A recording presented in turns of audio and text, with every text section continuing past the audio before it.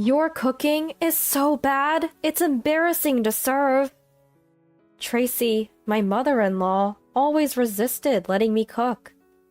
But everyone is looking forward to Tessa's home-cooked meals. I believe Tessa can do it. Even if no one else eats, I'll finish everything, so don't worry. We're all cheering for Tessa. Watching Ian say this, Tracy responded, If you're so keen on having Tessa cook, then go ahead, but she only has 1 hour. I rolled up my sleeves and replied, No, I'll do it in 30 minutes. My name is Tessa. I'm 32 years old. I've been a homemaker since marrying my husband Ian 4 years ago. This morning's breakfast is a plain omelet with ham and soup. It might look like an ordinary menu, but it's packed with my personal touch. Today's soup and omelets are flavored with a well-infused broth. Making delicious food and seeing people smile as they eat it, that's my joy. After having breakfast, Ian said, Wow, the flavor really comes through in this morning's omelet.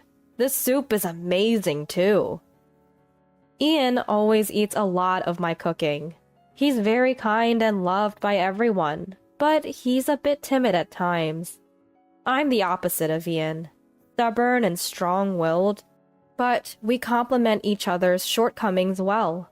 Even when we disagree, it never turns into a big fight, and we live a peaceful, married life.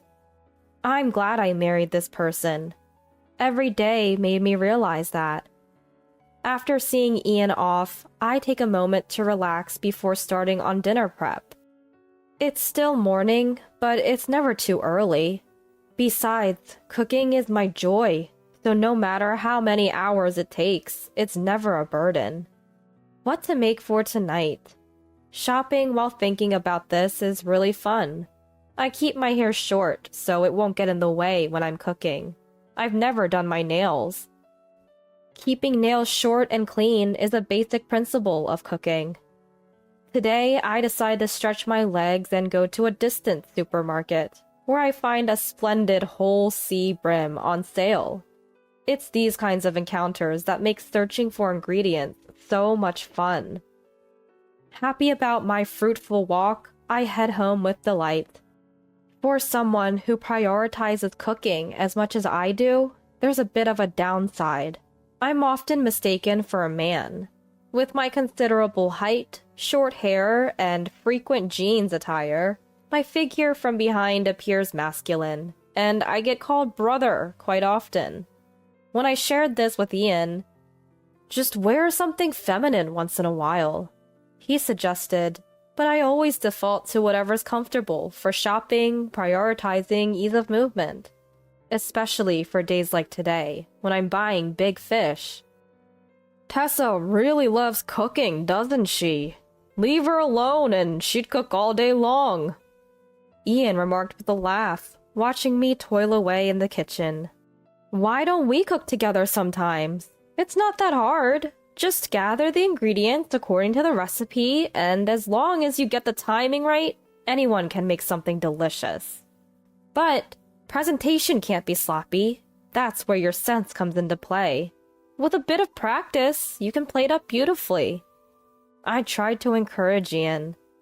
I can't do those fancy platings. Your cooking could be served in a restaurant, right? That's impossible for me. Your passion for cooking is seriously professional. There's no way I could cook alongside that. It's just too much to ask. Indeed, the passion I pour into my cooking is intense. It wouldn't be an overstatement to say that cooking is my everything. Finally, today's dinner was ready, and I set it on the table. A beautiful aquapazza made with slices of sea bream and a fumet de poisson from the head and tail. Ian and I don't have kids yet. It's just the two of us and Ian's mother, Tracy, living together. She turned out to be my greatest adversary. This aquapazza only tastes like sea bream, and is this supposed to be a fumet de poisson? It tastes like plain, hot water. Undrinkable. Tracy criticized out of nowhere. What are you talking about, Mom? The aquapazza brings out the flavor of the sea bream perfectly, and the fumet de poisson is infused with umami. It's outstanding. Ian defended the dishes. Indeed, today's cooking was flawless. Tracy claims to be confident in her cooking skills, but that's just because she's been a housewife for a long time, not because she's particularly good at it. Her stews are always overloaded with sugar. Her soups taste solely of salt. All of them are too heavily seasoned to taste the ingredients themselves. The water ratios and heat are all over the place, turning everything into a mushy, soupy mess. Tessa, could you pass the salt and pepper? It needs more flavor to be edible, Tracy said as she began to pour them in generously. Tracy, if you add that much, the flavor of the sea bream will be lost, not to mention the excess sodium, I protested. But Tracy retorted, cooking needs to be robust to be delicious. When will you learn, Tessa? I keep telling you every day it's not good enough. Ian, you don't have to force yourself to eat this. If it's bad, just say it's bad. It's tough having a daughter-in-law who can't cook, but you shouldn't have to endure it. Tracy's snide comments weren't new. They started from the first time I met her. Tracy took one look at my boyish appearance and said she didn't like it. Perhaps she would have preferred a quiet daughter-in-law with long hair. But I had no interest in dressing to Tracy's tastes. It was a non-issue for me, so I never changed my style. My approach only made Tracy angrier, and now she had complaints about everything I did. Tracy, just to let you know, Ian isn't just putting up with me. Maybe it's your taste that's off if you can only eat such strong flavors. My blunt nature seems to bother Tracy as well. Come on, give it a rest. Can we not fight at dinner time, please? Ian always steps in to stop us. But the fights just pause. They don't end our feud. My assertive personality leads us into arguments, time and time again. And Tracy has started to retaliate in various ways, ignoring me and spreading rumors in the neighborhood. This has gone on for 4 years since we got married, and even for someone as competitive as I am, it's exhausting. I've repeatedly reported to Ian, asking him to tell Tracy to stop her harassment, but Ian, timid as he is, can't speak up to her. Who matters more to you, Ian? Me or Tessa? I'm your mother who raised you to be the man you are. I expect to be your priority. If you don't stand up for yourself, Tessa will take over. You should teach her to be a compliant daughter-in-law and listen to me. Instead of helping, he's caught between Tracy and me. Tracy's complaints aren't limited to cooking. Tessa, when's the last time you cleaned? Look at all this dust. Can't cook, can't clean. Why did Ian even marry you? She nags constantly, but never lifts a finger to help around the house. As the year comes to a close, Christmas is just around the corner. With Tessa's slow pace, I doubt the house will be ready for Christmas. While I'm scrambling to deep clean the house, Tracy does nothing but complain. I'm busy polishing the whole house. If you're not going to help, Tracy, please stop standing in the way and move. I couldn't help but snap back. In Ian's family, relatives gather every year for a lively feast. Preparing the house and getting ready for a large gathering always makes the end of the year hectic. You're quite the talker. Once the cleaning's done, pick up the appetizers, will you? They're ordered from the usual place. Tracy always buys appetizers from a store. Nothing fancy, just from the local family restaurant. Wouldn't it be nice to try something different instead of the same old appetizers we order? I've always believed homemade is best. Maybe I could make them for us. When I made the suggestion, Tracy's eyebrows shot up. Serve your cooking? The thought alone is frightening. If we presented such a shoddy meal, we'd become the laughingstock of the entire family. Listen, Tessa, you mustn't make the appetizers. Ever. This kind of exchange had become an annual tradition. Every time I mentioned wanting to make the appetizers, Tracy would insist we order them from the family restaurant. It was the same old pattern, repeated year after year. In the end, we always did what Tracy wanted, but deep down, I still yearned to make those appetizers. I dreamed of preparing an array of ingredients to create a colorful feast, crafted with love and care. Homemade appetizers for Christmas seemed so special. I wanted to showcase my cooking skills to the fullest. Yet, I couldn't let go of that wish. This year was no different. The dream remained unfulfilled, and I found myself hustling to entertain relatives just like last year. I greeted one relative after another as they arrived, then busied myself carrying beer or fetching more food whenever supplies ran low. Meanwhile, Tracy was cornering the woman in the family, saying, "If only Tessa were a good wife like you. She's all talk. Can't cook or clean to save her life. Would anyone care to trade places with Tessa? I'm not being modest. She truly lacks any good qualities, especially in cooking. No matter how much I teach her, she doesn't improve. It's quite troubling."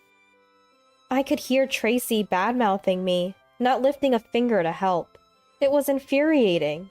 Every year, the same thing, and here I was, working my tail off. Apologies for the store-bought appetizers every year, all because of our clumsy daughter-in-law. If only she were a bit more capable, we could have had lavish homemade ones, but that's too much for Tessa.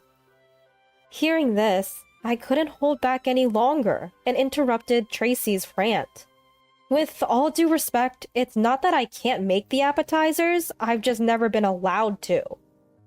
If you don't mind, I'll start making them right now, with all my heart, for everyone to enjoy.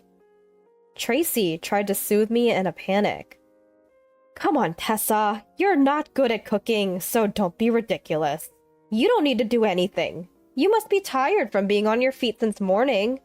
Please, everyone, don't mind her. Tessa, come sit down and take a break. But I wasn't one to back down easily. No, thank you. Store-bought appetizers just won't satisfy our guests, will they?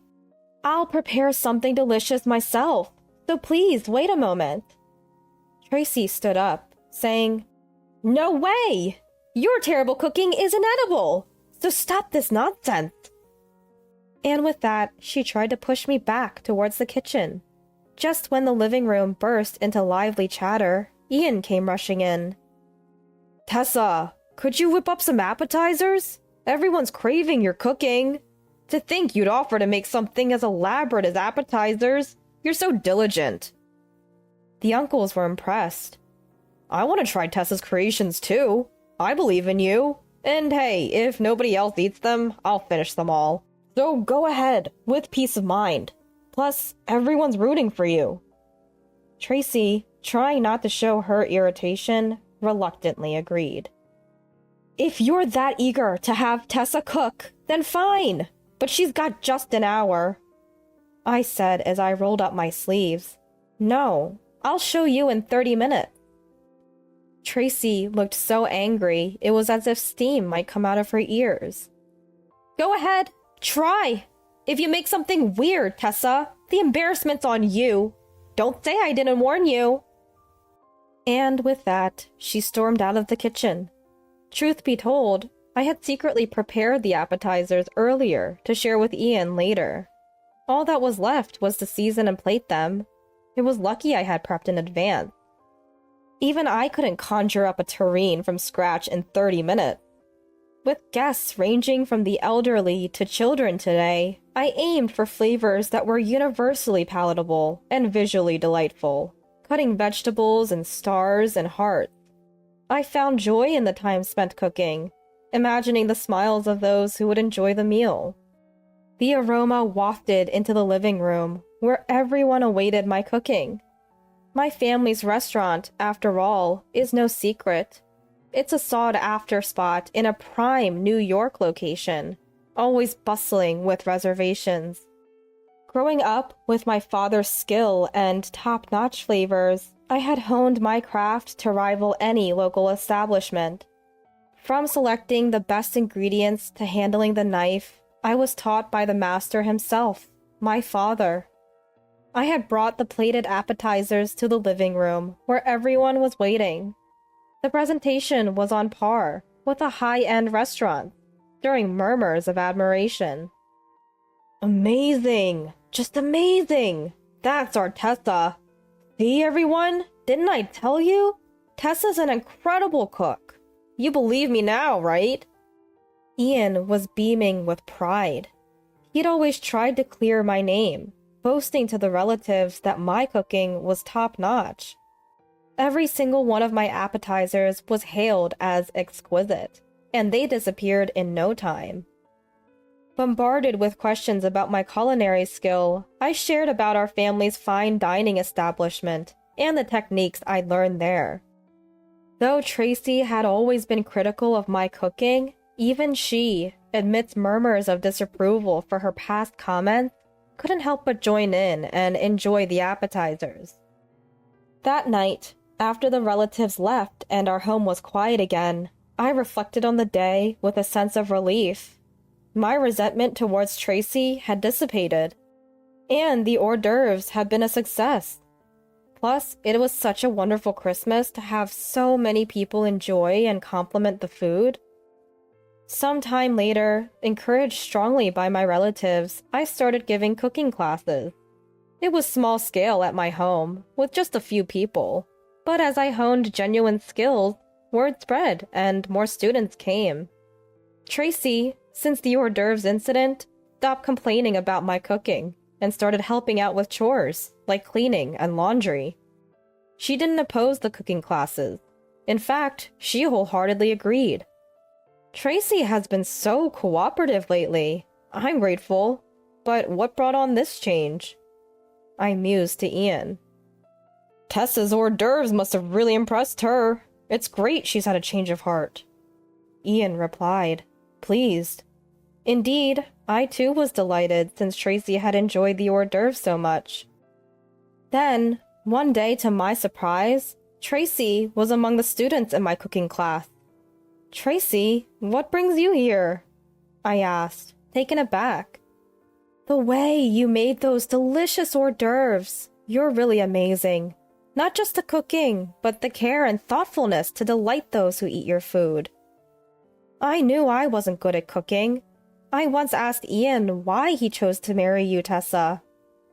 He mentioned many things he loves about you, and one was your cooking skills. Seeing Ian happily eating your food, I, who lacked confidence in my cooking, became jealous of you. I acted terribly, and I'm sorry. I've always wanted to cook delicious meals, too, to make people smile with my cooking, just like you. Tessa, please, would you teach me how to cook? Tracy implored. I had no idea Tracy was struggling with such feelings. I just assumed she was being mean because she disliked me. I realized that it was me who hadn't been there for Tracy. I hadn't even made an effort to understand her. Of course. But Tracy, you have a lot to learn compared to the other students. We need to start with how to hold a knife properly. Are you ready for this? I said, wiping away tears of joy. Thank you. Please teach me. Tracy said, tears streaming down her face too. When I mentioned that she didn't need to go all the way to a classroom since I had taught her at home, Tracy firmly replied, I just can't accept professional lessons for free, even from family. And with that, Tracy continued to attend her cooking classes. At first, it was hard to believe Tracy had been a housewife for 40 years. I had to start with the very basics, like how to hold a knife and how to cut vegetables.